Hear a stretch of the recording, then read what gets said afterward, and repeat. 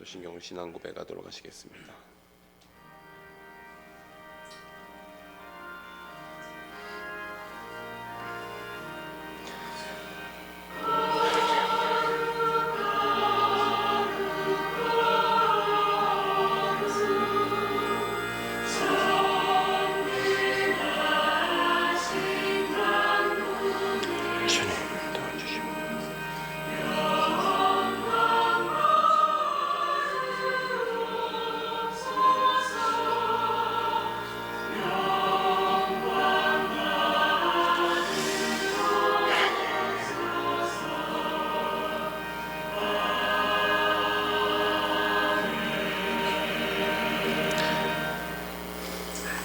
전능하사 천지를 만드신 하나님 아버지를 내가 믿사오며 그 외아들 우리 주 예수 그리스도를 믿사오니 이는 성령으로 잉태하사 동정녀 마리아에게 나시고 본디오 빌라도에게 고난을 받으사 십자가에 못 박혀 죽으시고 장사한 지 사흘 만에 죽은 자 가운데서 다시 살아나시며 하늘에 오르사 전능하신 하나님 우편에 앉아 계시다가 저희로서 산 자와 죽은 자를 심판하러 오시리라. 성령을 믿사오며 거룩한 공회와 성도가 서로 교통하는 것과 죄를 사하여 주시는 것과 몸이 다시 사는 것과 영원히 사는 것을 믿사옵나이다. 아멘. 찬송 304장 함께 부르시겠습니다.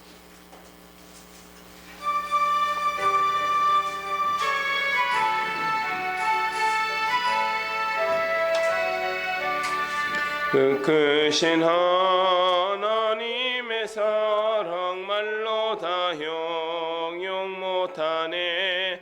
저 높고 높은 별을 넘어 이 낮고 낮은 땅 위에 죄범한 영혼 구하려 그 아들 보내사 화목제물 삼으시고 죄 용서하셨네.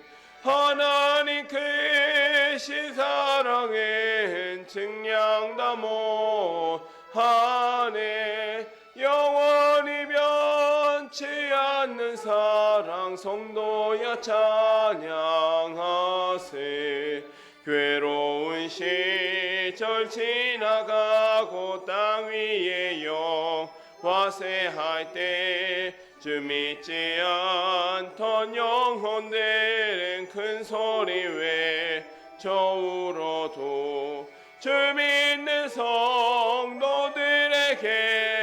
큰 사랑 베푸사 우리의 죄 사했으니 은혜 잊을까. 하나님 크신 사랑은 증량다 못하네. 영원히 변치 않는 사랑 성도여 찬양하세. 하늘을 두루마리 삼고 바다를 물 삼아도 한없는 하나님의 사랑 다 기록할 수 없겠네. 하나님의 크신 사랑 그 어찌 닿았을까. 저 하늘 높이 쌓아도 채우지 못하리. 하나님 크신 사랑은 증량다 못하네. 영원히 변치 않는 사랑 성도여 찬양하세. 아멘. 이 시간 제가 기도하도록 하겠습니다. 거룩하신 삼위 하나님, 오늘도 저희를 예배의 자리로 불러주시는 은혜에 감사를 드립니다. 십자가의 보혈로 죄인된 저희를 사하여 창조주 하나님을 예배하게 하신 은혜를 잊지 않게 하여 주시옵소서. 주님, 하나님의 백성으로 살아가는 저희에게 이 세상은 참으로 답답할 때가 많습니다. 여전히 전쟁이 그치지 않고 힘이 있는 자들이 약한 자들을 압제하고 수탈하는 모습을 바라보게 됩니다. 천주의 만물이 증가하는 창조주 하나님께는 관심이 없고 자기 욕심을 따라 많은 우상을 만들고 섬기기에 바쁩니다. 그러나 주님, 이 땅을 긍휼히 여겨 주시옵고 복음으로 인하여 천지 만물이 회복되는 역사가 나타나게 하여 주시옵소서. 이 나라와 민족을 위하여 기도합니다. 주님의 크신 은혜로 말미암아 비참하고 가난하고 나라조차 없던 민족이 부유하고 강한 나라를 만들게 되었습니다. 저희가 누리는 것들이 하나님께서 축복해 주신 선물임을 믿습니다. 이제 저희가 받은 축복을 연약하고 가난한 이웃들에게 흘려보내는 나라가 되게 하여 주시옵소서. 이 일들을 위하여 위정자들을 붙들어 주시고 그들이 하나님의 공의와 정의를 실현하는 정치를 하게 되기를 소망합니다. 이 땅의 교회들을 위하여 기도합니다. 하나님의 특별하신 돌보심으로 사도들의 시대부터 지금까지 교회가 진리를 지키고 복음을 전하는 사명을 감당할 수 있었습니다. 그런데 만약 지금의 교회가 사명보다 목회자 개인의 야망이냐 신념이나 안일함으로 복음을 전하는 사명을 잊고 있다면 돌이키게 하여 주시옵소서. 다른 누가 아니라 저희가 먼저 복음을 전하는 전도자로 살아가기를 소망합니다. 그리하여 여전히 죄인을 구원하는 하나님의 능력인 이 복음이 온 세상 가운데 편만하게 전해지게 하여 주시옵소서. 우리 샤론 교회를 위하여 기도합니다. 주님께서 말씀을 바르고 빠르게 가르치기 위하여 세우신 교회인 줄로 믿습니다.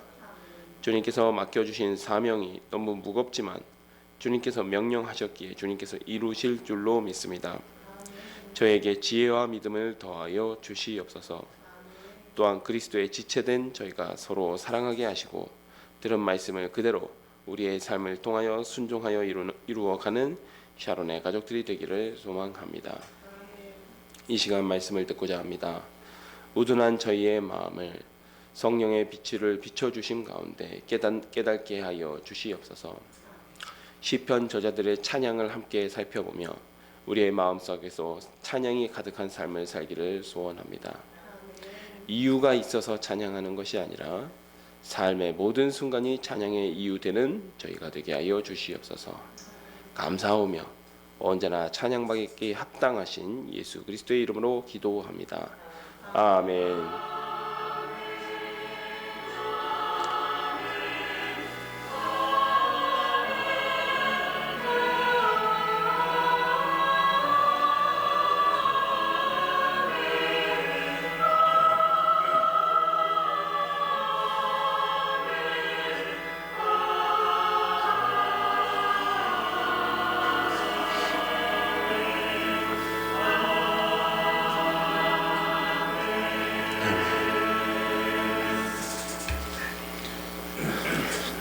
오늘 우리에게 주신 이 시간 우리에게 주신 하나님의 말씀은 시편 65편 1절에서 13절 말씀입니다.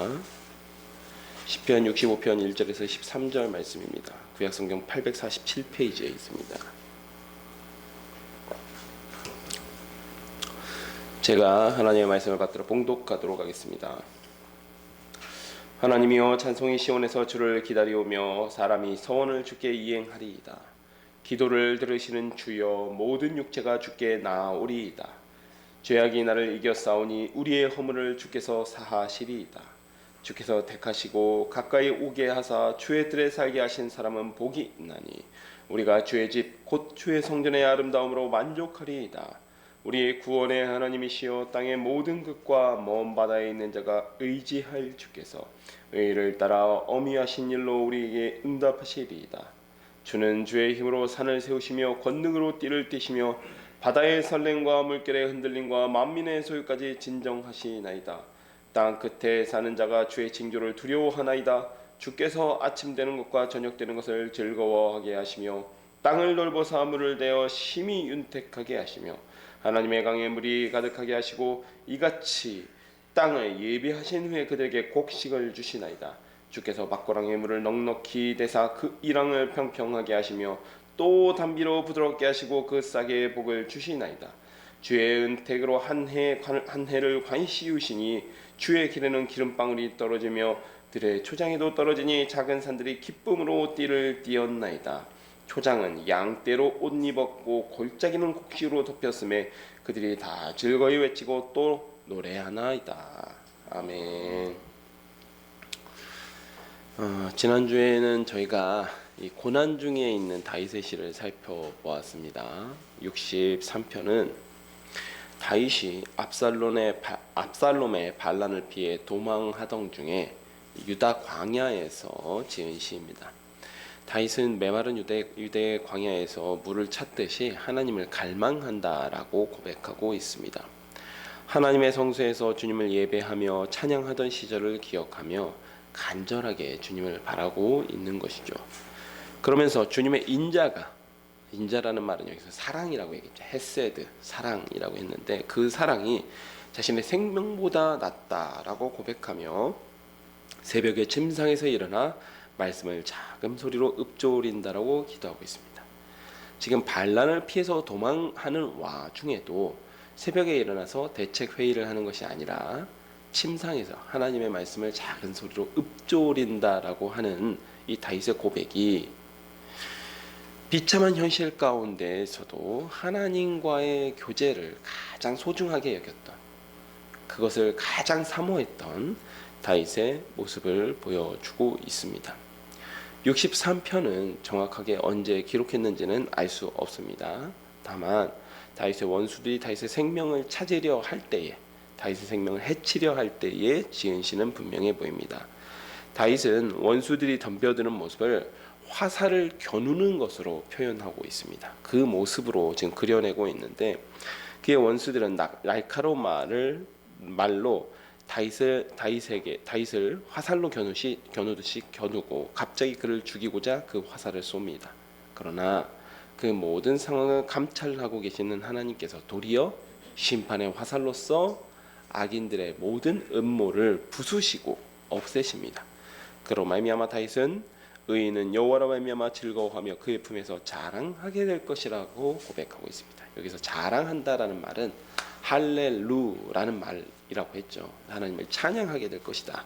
이렇게 이야기하고 있습니다. 역시나 고난 가운데서도 원수의 생명을 구하기보다는 하나님과의 관계, 의인은 하나님으로 말미암아 그의 품에서 자랑하게 될 것이다. 하나님과의 관계에 집중하고 있는 모습을 보여주고 있습니다. 이 시간은요, 이런 주로 이제 우리가 지금까지 살펴본 시들을 어떤 시의 장르적으로 봤을 땐 비탄시라고 합니다. 가장 어렵고 고난 가운데 하나님께 탄원하는 시라고 해서 비탄시라고 하는데, 오늘 65편과 66편은 예배시 혹은 찬양시 두 편을 지금 함께 살펴보고자 합니다. 무엇보다 우리 시인들의 이 하나님을 찬양하는 모습을 살펴보면서 우리의 삶에도 동일한 그 찬양의 고백이 함께 하시기를 축복합니다. 65편을 따로 읽지는 않겠습니다. 오늘 본문 말씀 읽었기 때문에 읽지는 않겠습니다. 65편의 부제에 다윗의 시라고 기록이 되어 있습니다. 또 인도자를 따르는 부르는 노래라고 해서 역시 예배 찬양이다 라고 하는 것을 알 수가 있습니다. 그리고 65편은요, 특별하게 이거 절기 찬양으로 보이거든요. 절기 찬양인데 초막절에 불렀던 찬양으로 보입니다. 그래서 이 쭉 보면서 이 찬양을 왜 초막절에 불렀겠구나, 다윗이 왜 이 찬양을 초막절 찬양으로서 짓고 백성들로 하여금 초막절에 이 찬양을 부르게 했구나라는 사실을 좀 함께 살펴보면 좋겠습니다. 1절을 보면요, 다윗이 하나님께 찬송해 시온에서 주를 기다린다라고 이야기하고 있습니다. 자 보면요, 찬송이 하나님을 찬양합니다 이렇게 표현한 게 아니라 찬송이 시온에서 주님을 기다리고 있습니다라고 표현하고 있어요.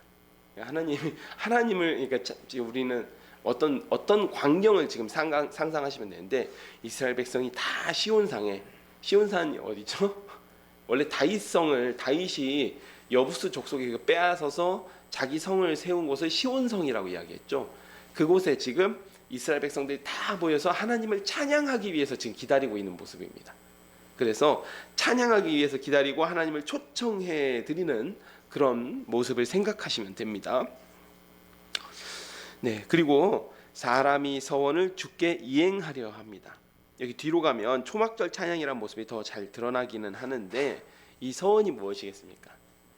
우리가 추수감사절에 한 해 동안 하나님께서 돌봐주시고 복 주신 것들에 감사하면서 하나님께 예배드리고 또 이렇게 봉헌하듯이, 이 사람들도 한 해 동안 하나님께서 돌보아 주신 것들에 대한 감사의 제물, 서원의 제물을 지금 드리려고 하고 있는 것이죠. 지금 그 예배를 하고 있는 모습을 표현하고 있는 겁니다. 그래서 2절, 모든 육체가, 즉 여기서는 이스라엘 백성은 물론이고 이방인들과, 초막절에는 원래 이방인들, 나그네들, 그리고 종들, 그리고 유치, 어린이들까지도 다 이렇게 모으죠. 모든 육체가 다 모여서 하나님을 찬양하기 위해 예루살렘 성소에 나와 있습니다. 물론 여기 성전은 아니겠죠. 성전은 솔로몬 시대에 건축됐으니까 성전은 아니고, 다윗이 법궤를 시온성으로, 우리가 역사서를 보면 다윗이 법궤를 시온성으로 이렇게 맞아들이지 않습니까? 안치하지 않습니까? 바로 그 시온성에 모여서 지금 이렇게 찬양하는 모습을 그리고 있는 것이죠. 그리고 3절에서 무엇을 얘기하냐면 죄를 사해 주신 하나님을 찬양합니다.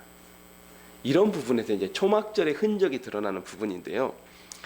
여기서 하나님의 용서에 대한 이유가 무엇이겠습니까? 용서에 대한 이야기가 나오는 이유가, 초막절이 이스라엘 달력, 히브리 달력으로 7월 14일이 초막절 시작이죠. 그리고 7월 10일이 무슨 절기죠? 대속죄일입니다. 대속죄일. 그러니까 대속죄일이 있었습니다.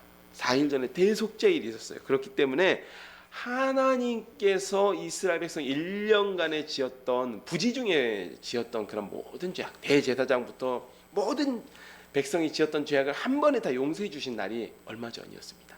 하나님의 그 용서의 은혜를, 용서해 주시는 은혜를 찬양하고 있는 것입니다. 그래서 4절에 택하신 백성, 대속죄를 통해서 하나님께 사함을 받은 백성이 택하신 백성이죠. 택함을 받은 백성이 주님께 가까이 나아갈 수밖에 없습니다. 나아갈 수 있습니다. 택하신 백성이 아니면 주님께 가까이 나아갈 수 없는 것이죠. 하나님께서 용서해 주시지 않으면 성소로 가까이 나가는 것이 어떻게 되죠? 굉장히 위험한 일입니다. 나답과 아비후는 하나님께서 허락하지 않은 불을 들였다가 불에 타 죽었죠. 사실은 구약 시대에 하나님의 이 성소에 접근할 수 있는 권한은요, 이렇게 차등이 되어져 있습니다. 가장 가까운 곳에는 지성소가 있는 곳에서는 1년에 한 차례만 대제사장만 들어갈 수 있고, 성소에는 제사장만 들어갈 수 있고, 일반 백성들은 예배드리는 사람만 이 뜰까지, 성소의 뜰까지만 개방돼 있어서 이 성소가 이게 차등이 되어 있기 때문에 지금 우리가 이 성소로 들어갈 수 있는 것 자체가 하나님의 은혜라고 지금 이야기를 하고 있는 것입니다. 하나님의 용서해 주심 없이 성소로 가까이 나가는 것은, 하나님의 보좌 앞에 나가는 것은 죽을 수밖에 없는 죄인 거죠. 그런데 죽지 않았어요. 죽지 않고 성소를 지금 이렇게 바라보고 있습니다. 하나님께서 용서의 은혜를 베푸신 것이죠. 그래서 지금 그 모습을 이야기하고 있습니다. 그러므로 하나님의 용서해 주신 은혜를 받고 성소뜰에 나아가게 허락해 주신 사람은 복이 있다라고 하는 겁니다. 하나님의 백성이고 하나님의 용서의 은혜를 받았기 때문이죠. 성소에 나아간 사람들은 하나님의 집의 아름다움으로 말미암아 만족하게 됩니다. 그렇기 때문에 하나님의 집의 아름다움, 그 성소에 들어갈 수 있게 된 것 자체가 찬양이고 예배인 것이죠. 감사의 제목인 것이죠. 용서해 주셔서 뜰을 밝게 해주신 것이 은혜입니다. 그래서 5절, 땅의 모든 끝과 먼 바다에 있는 자가 의를 따라 어미하신 일에 응답합니다. 여기 어미라는 말, 이제 66편에도 이 어미라는 단어가 나오는데, 이게 원래는 두려워한다라는 말입니다. 두려워한다는 말인데 하나님을 경외한다라는 의미예요. 하나님께서 하는 공의로우신 하나님께서 백성의 죄를 사해 주신 그 일을 경외하는 마음으로 바라보고 있는 것을 지금 이야기하고 있는 것입니다. 그리고 6절에서 8절은 창조주 하나님을 찬양합니다. 천지 만물을 창조하시고 다스리시는 하나님을 찬양하고 있습니다. 산을 세우시고 바다를 잠잠하게 하십니다. 하나님의 징조, 여기서 징조는 곧 피조물을 다스리시는 하나님의 그 섭리와 능력, 그 엄청난 일들을 목격한 사람들은 하나님을 경외하게 됩니다. 8절 말미도 여기 보면 8절 말미를 보면요, 아침이 되는 것과 저녁이 되는 것을 즐거워합니다 이렇게 표현하고 있는데, 사실은 조금 더 원어적으로 직역하자면 동쪽과 서쪽을 의미해요. 동쪽과 서쪽을. 그래서 동쪽과 서쪽에서도 주님을 찬양하고 있습니다라는 의미입니다. 이 의미는 여기까지 하나님의 창조의 권능에 대해 찬양을 했자면, 9절 이하에서는 좀 더 직접적으로 이스라엘에게 베푸시는 은혜인 농사와 목축에 있어서 내리는 은혜에 감사하며 찬양하고 있습니다. 자, 그래서 9절, 땅을 돌보사 물을 대어 윤택하게 하시며, 여러 번 말씀드렸지만 건조한 이스라엘 땅에 비가 내리는 것 자체가 하나님의 은혜입니다. 그리고 초막절은 보통은 추수가 끝난 후에 드리는 절기예요. 그래서 우리가 이스라엘 달력으로 7월이면 우리 달력으로는 9월 정도 됩니다. 9월이나 아니면 10월 초 정도 될 수도 있어요. 그 정도 되는데, 지금 우리도 추석이 껴있는 달이죠. 그래서 추수를 마친 다음에 대속제일 그리고 초막절 절기를 보내고 있기 때문에 지금 이러한 고백, 감사의 고백들이 지금 나오고 있는 것입니다. 자, 그리고 이스라엘 땅, 여러 번 말씀드렸지만 이스라엘 땅은 강조차도 요단강 정도를 제외하면 비가 올 때만 물이 흐르는 이제 간헐천이라고 하는데, 이제 그런 땅들이었기 때문에 강에 물이 가득하다, 하나님의 은혜인 것이죠. 늦은 비가 내려서 추수를 하고 강의 물이 가득한 것이죠. 이스라엘 백성에게 또 곡식을 주십니다. 또 10절, 밭고랑에는 물을 주시고 이랑은 평평하게 하십니다. 여기서 밭고랑에 이 랑이 평평하다는 말이 무슨 말이냐면, 이 밭고랑, 그러니까 밭을 이렇게 파놓은 부분, 이랑, 이게 밭을 이렇게 좀 이 곡식을 심기 위해서 밭을 좀 이렇게 도톰하게 쌓아놓은 부분이 있는데, 이 밭 이랑과 고랑이 평평하다는 것은 밭 고랑에 물이 넘실거려서 밭 이랑과 고랑이 다 평평하게 보인다라는 얘기예요. 그러니까 이스라엘처럼 건조한 지역에서 밭 고랑에 물이 그만큼 가득하다라는 것은 하나님께서 은혜를 많이 주셨다, 그리고 농사가 잘 되게 해 주셨다라는 의미인 것이죠. 자, 그리고 11절, 바로 이 부분, 이러한 부분들 때문에 이게 단순히 농사에 대한 감사의 찬양이 아니라 초막절 찬양이라고 보는 것이, 하나님께서 여기 보면 주의 은택으로 한 해를 관 씌우시니 이렇게 이야기하고 있습니다. 관을 씌운다라는 것은, 이 관을 씌울 때는 머리를 이렇게 둘러싸인 관을 쌓지 않습니까? 그래서 관을 씌웠다는 말은 한 해를 하나님께서 은혜로서 이렇게 둘러싸셨다라는 말입니다. 하나님께서 한 해를 은혜로 둘러싸셨습니다. 그리고 나서 이 백성들에게, 하나님의 백성에게 먹을 것을 주시고 기름이 넘치게 하신 것이죠. 그래서 주의 길, 무슨 말입니까? 하나님께서 은혜를 베푸신 곳, 하나님께서 지나가신 곳곳마다 길바닥에도 기름이 떨어질 정도로, 그만큼 풍성한, 올리브의 열매도 그만큼 풍성하게 거둘 정도로, 감람류를 그렇게 풍성하게 거둘 정도로 풍성한 수확이 있었습니다. 12절과 13절, 이러한 은혜가 밭에만 임하는 것이 아니라 산과 들에 임하여 양떼들조차도 번성하게 되어 자연 만물이 풍성한 수확으로 하나님을 찬양하게 됩니다. 그래서 이 찬양은 65편은 초막절 찬양입니다. 다윗이 부른 초막절 찬양이라고 볼 수 있습니다. 이렇게 65편을 딱 보면요, 머릿속으로 한 폭의 그림을 딱 그려가면서 보시면 이런 찬양이구나 라는 것이 조금 더 잘 와닿을 수 있을 것 같습니다. 정말 한 폭의 그림을 그리듯이 추수를 한 후 이스라엘 향한 은혜와 사랑을 노래하고 있는 것이죠. 이 노래의 첫 시작은 풍성한 소득이 아니었죠. 풍성한 소득이 아니었습니다. 죄의 용서를 받은 것부터 시작합니다. 죄의 용서를 받고 하나님의 전 앞에 나아간 것에서부터 하나님을 찬양하고 있어요. 그리고 나서 자연 만물을 창조하신 하나님을 찬양하고, 마지막에서야 풍성한 수확을 주신 하나님의 은혜를 찬양합니다.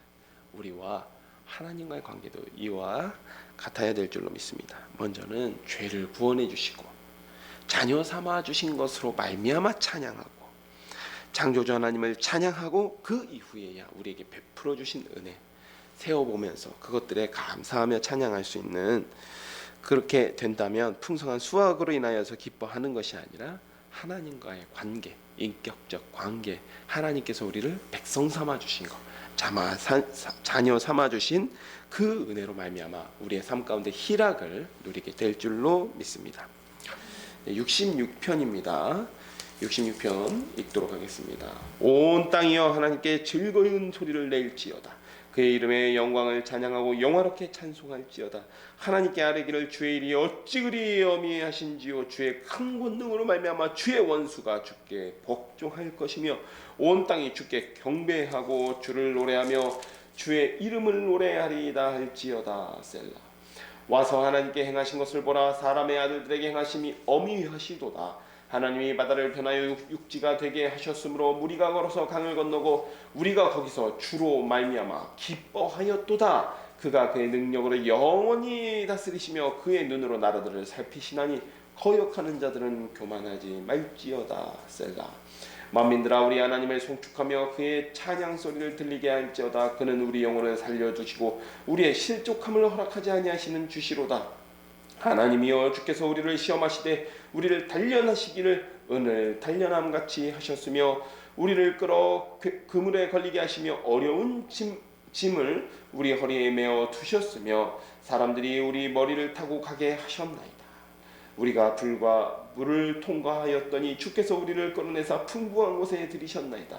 내가 번제물을 가지고 주의 집에 들어가서 나의 성원을 주께 갚으리니 이는 내 입술이 낸 것이요 내 환난 때에 내 입이 말한 것이니이다. 내가 순양의 향기와 함께 살진 것으로 주께 번제를 드리며 수수와 염소를 드리리이다. 셀라. 하나님을 두려워하는 너희들아 다 와서 들으라. 하나님이 나의 영혼을 위하여 행하신 일을 내가 선포하리로다. 내가 나의 입으로 그에게 부르짖으며 나의 혀로 높이 찬송하였도다. 내가 나의 마음에 죄악을 품었더라면 주께서 듣지 아니하시리라. 그러나 하나님이 실로 들으셨으며 내 기도 소리에 귀를 기울이셨도다. 하나님을 찬송하리로다. 그가 내 기도를 물리치지 아니하시고 그의 인자하심을 내게서 거두지도 아니하셨도다. 아멘. 이 66편은요 작자 미상의 시입니다. 작자 미상의 시이고 시의 형식은 찬양시예요. 시의 저자가 어떠한 이유들로 하나님을 찬양하고 있는지 함께 살펴보도록 하겠습니다. 먼저 시인은 온 땅에게 하나님을 찬양하도록 부르고 있습니다. 이는 하나님의 피조물인 땅 자체를 의미하는 것이기도 하지만 그 땅 위에 살고 있는 이스라엘 백성을 찬양의 자리로 불러내는 것이기도 합니다. 그러면서 하나님을 찬양하기를 3절 주의 일이 어찌 그리 어미하신지요 라고 말하고 있습니다. 65편에서도 말씀드렸듯이 엄위란 하나님을 경외하는 것을 의미합니다. 두려워할 만한 주님의 권능으로 원수를 복종시키시고 온 땅이 주님을 경배하게 하셨습니다. 여기까지가 이 찬양의 서두에 해당됩니다. 찬양의 도입부에 해당됩니다.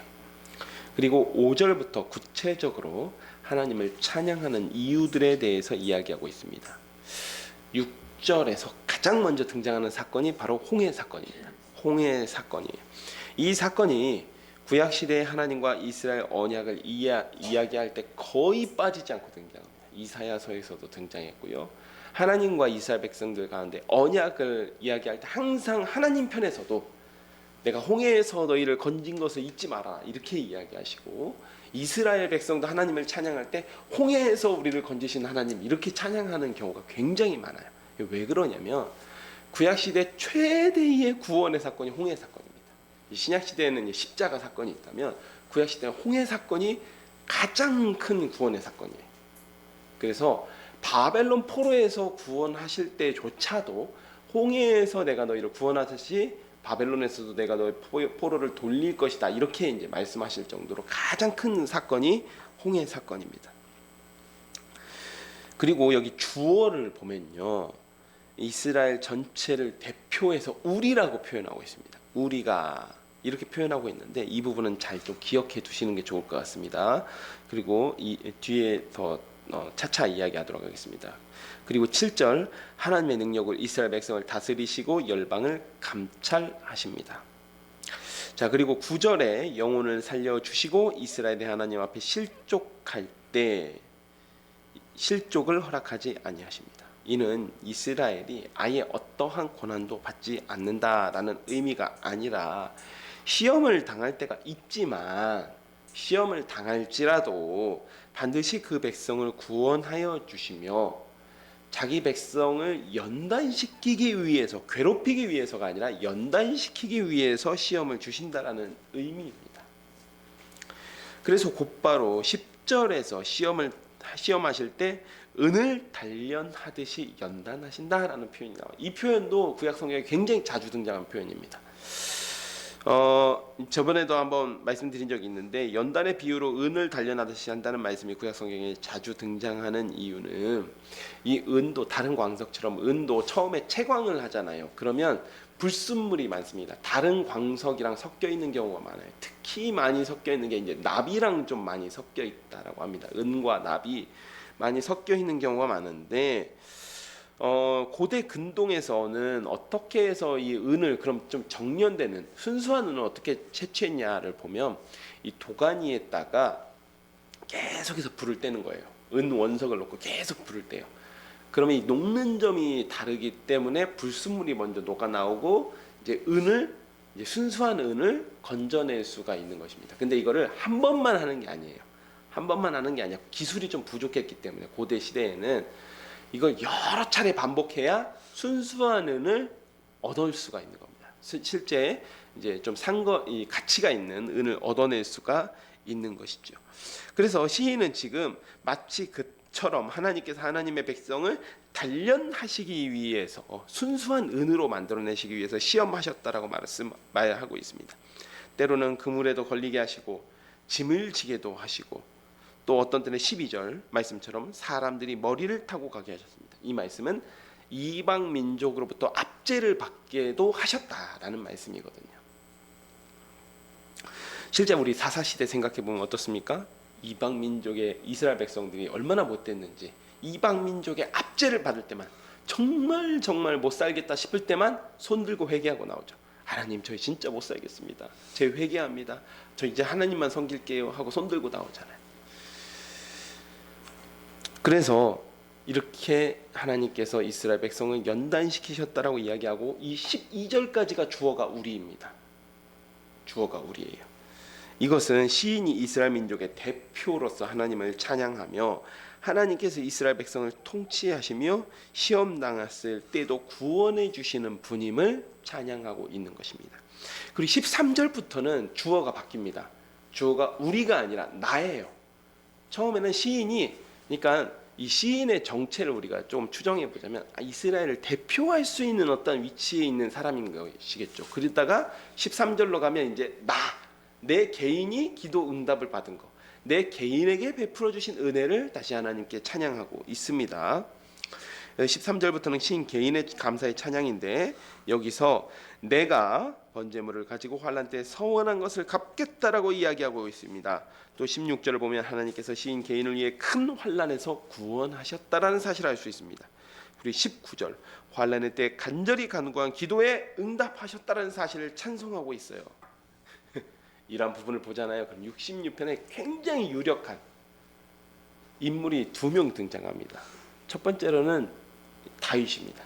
왜냐하면 기본적으로 우리가 살펴본 시가 지금 우리가 60편부터 쭉 살펴보고 있는데 지금 여기 다 다윗의 시입니다. 그리고 66편하고 68편도 다시 다윗의 시예요. 그리고 69편 여기까지 다 다윗의 시입니다. 그러니까 가운데만 작자 미상의 시가 들어있는 게 조금 의심스럽다. 그리고 해서 이 시편을 66편을 이거 역시도 이 전체적인 내용을 보면 다윗의 삶과 굉장히 유사한 부분이 많이 있지 않냐 해서 다윗이라고 추정하는 경우가 있습니다. 그리고 두 번째 인물은요 히스기야 왕이에요. 여러분 잘 보시면 히스기야 왕 보면 그의 삶을 그의 통치를 생각하면 완전히 일치하는 부분들이 많이 있어요. 외적으로부터 침입을 받았다.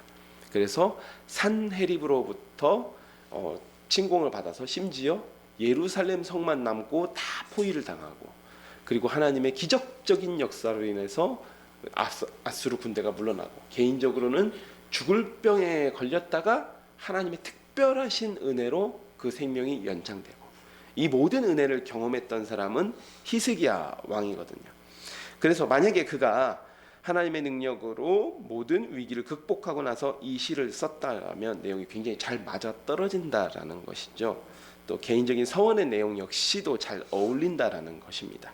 물론 그렇다고 해서 어떤 특정한 인물이라 할 수는 없고 우리는 성경이 말하는 것까지만 이야기할 수 있기 때문에 그런 것이 아니라 66편의 시에 굉장히 유력한 인물로는 다윗과 히스기야라는 인물들이 꼽힌다라는 사실은 알고 계시면 좋을 것 같습니다.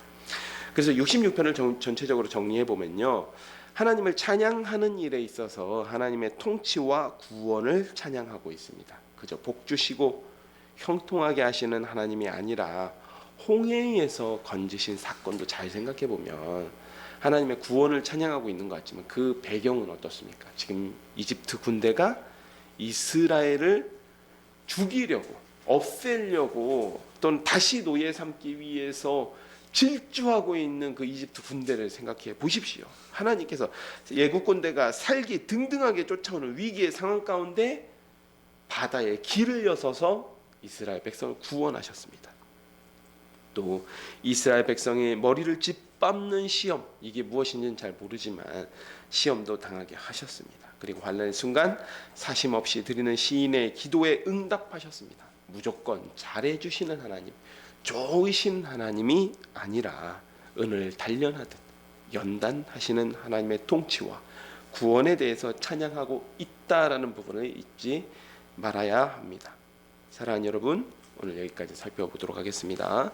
시편 65편은 초막절 추수를 마친 후에 한 해를 돌보아 주신 하나님을 찬양하는 내용입니다. 그런데 여기서도 대속죄일, 하나님의 용서해 주시는 은혜를 통해서 다시금 성소의 뜰을 밝게 하신 은혜와 하나님을 예배하는 자리에 불러주신 그것에 감사를 하고 있습니다. 작자 미상의 66편에서는 하나님의 통치와 구원을 찬양합니다.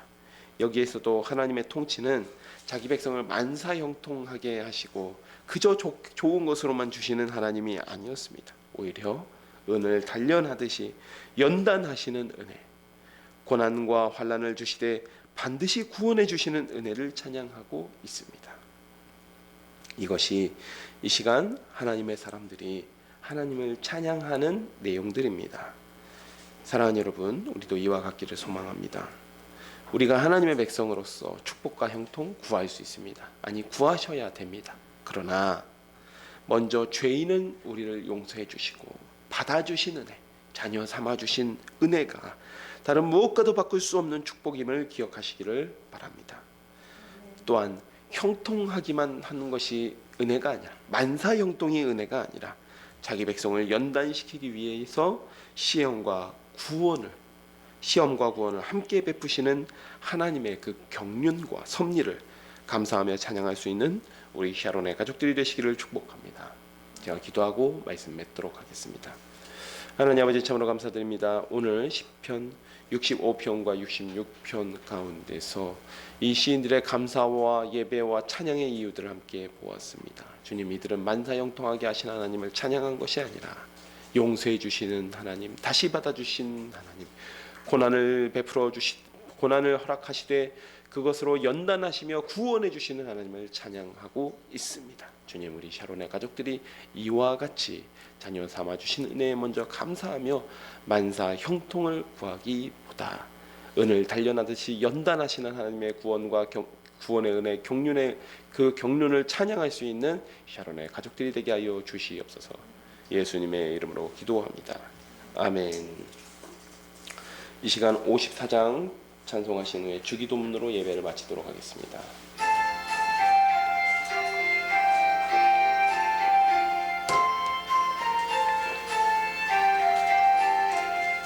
주여 복을 그으니 편히 가게 하시고 사람마다 준혜로 이기도록 하시고 광야 같은 세상에서 항상 인도하소서. 주의 복된 말씀 듣고 무한 감사합니다. 구원받은 저의 성도 열매 맺게 하시며 하나님이 우리 함께 항상 계시옵소서. 아멘.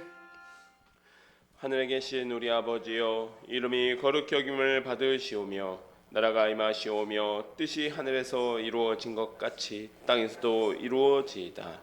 오늘 우리에게 일용할 양식을 주시옵고 우리가 우리에게 죄 지은 자를 사하여 준 것 같이 우리 죄를 사하여 주시옵고 우리를 시험에 들게 하지 마시옵고 다만 악에서 구하시옵소서. 나라와 권세와 영광이 아버지께 영원히 있사옵나이다. 아멘.